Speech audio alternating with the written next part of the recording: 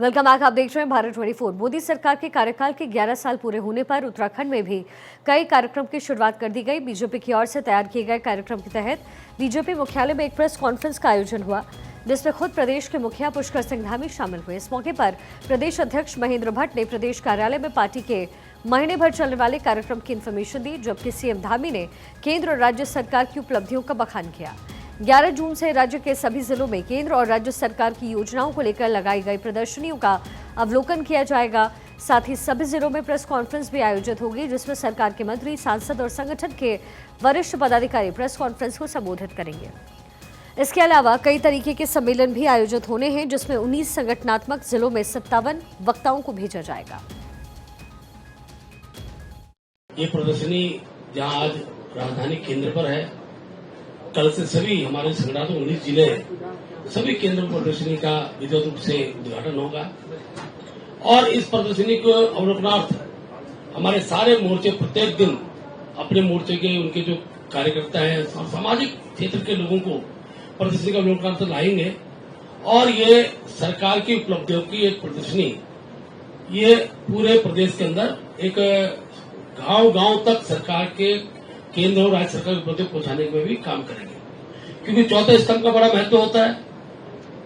सरकार की उपलब्धियों को समाचार पत्रों के माध्यम से, चैनल्स के माध्यम से जनता तक जाए, उस नाते आज ये प्रेस वार्ता है। कल से हमारी प्रेस वार्ताएं सभी जिला स्तर पर होंगी। 11 वर्षों का कालखंड आदरणीय प्रधानमंत्री मोदी जी के नेतृत्व में जो चला है, इसको स्वर्ण अक्षरों से अंकित किया जाएगा।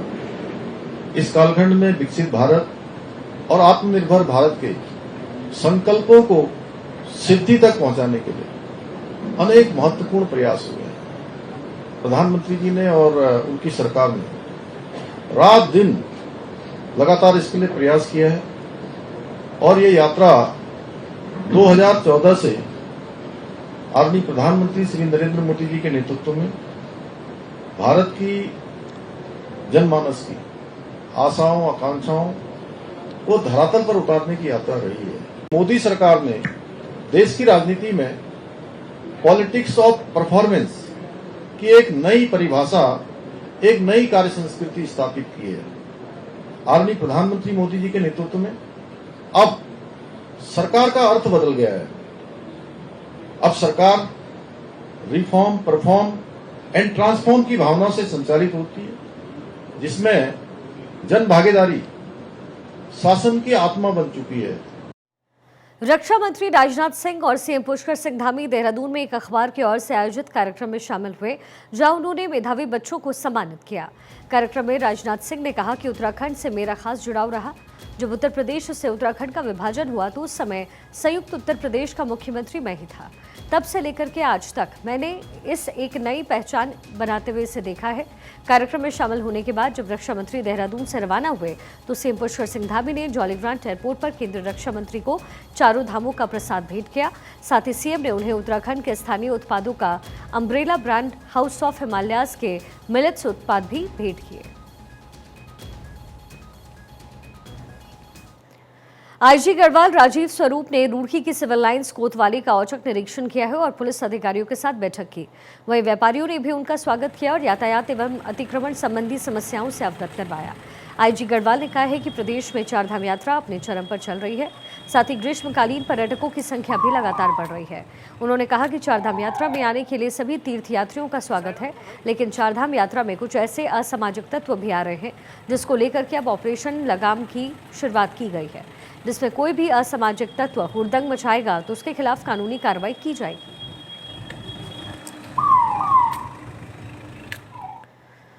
कोटद्वार में NH 534 पर जनपद पौड़ी के सतपुली के निकट पोकलैंड मशीन की बकेट में सुमन देवरानी की हत्या करने वाले पोकलैंड के ऑपरेटर प्रवीण बर्थवाल को पुलिस ने हरियाणा से अरेस्ट किया।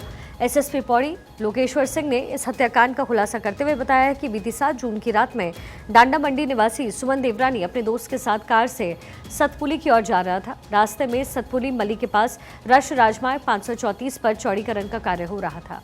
इसी बीच सड़क खोलने को लेकर उसकी पोकलैंड के ऑपरेटर से बहस हुई और इसी दौरान उसकी हत्या कर दी गई।